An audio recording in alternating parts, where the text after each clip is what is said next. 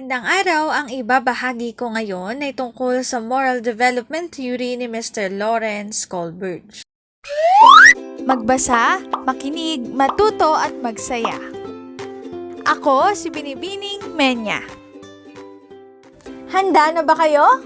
Tara na, umpisa na nating isa-isahin at pirapirasuhin ang mga detalyeng nakapaloob dito.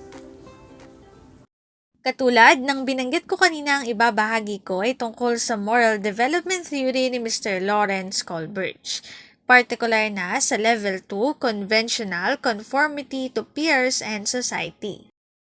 Tapos ko na ang ibahagi kamakailan lang ang unang level, pre-conventional level, at ang dalawang stage na under nito.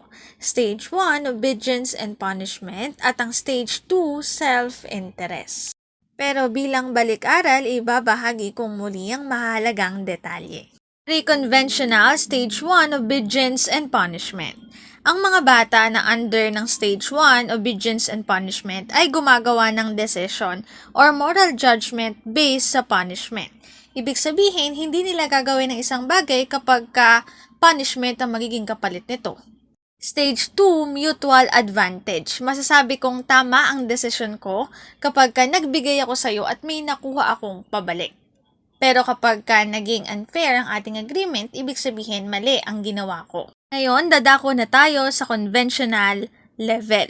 Stage 3, Interpersonal Accord and Conformity, at Stage 4, Authority and Maintain Social Order. As children move into the school years, their lives expand to include a larger number and range of peers and eventually of the community as a whole. Habang lumalaki ang isang individual, lumalaki rin yung sakop ng mga taong nakasasalamuhan niya. Kung sa Stage 1 at Stage 2 ang nagdedetermine lang kung tama ba yung mali niya o ginawa niya ay yung magulang niya o kaya naman mga guro niya, dito kasama na yung mga kaibigan at tao sa community.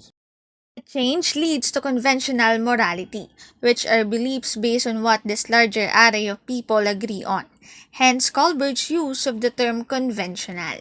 Dito sa conventional level, malalaman mo na tama yung ginawa mo kapag nag-agree sa'yo yung mga taong nakapaligid sa'yo.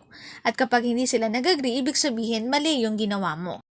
At first, in Stage 3, the child's reference group are immediate peers. So, Stage 3 is sometimes called the ethics of peer opinion. Ang individual na under dito sa Stage 3, minemaintain niya yung magandang image niya. Ibig sabihin, kung ano yung makapagpapaganda ng image niya, ayun yung gagawin niya, ayun yung pipiliin niya. If peers believe, for example, that it is morally good to behave politely with as many people as possible, then the child is likely to agree with the group and to regard politeness as not merely an arbitrary social convention, but a moral good. Sa ibang book, ang tawag sa Stage 3 ay interpersonal accord and conformity. Ibig sabihin, ang individual na under dito ay gumagawa ng aksyon kung saan ginagaya niya yung ginagawa ng iba para masabi na good siya.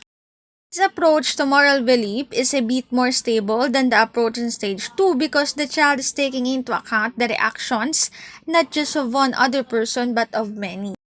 But it can still lead astray if the group settles on beliefs that adults consider morally wrong, like candy bars is fun and desirable. Ang link na ito ang aking source sa mga written information na makikita nyo sa bawat slides.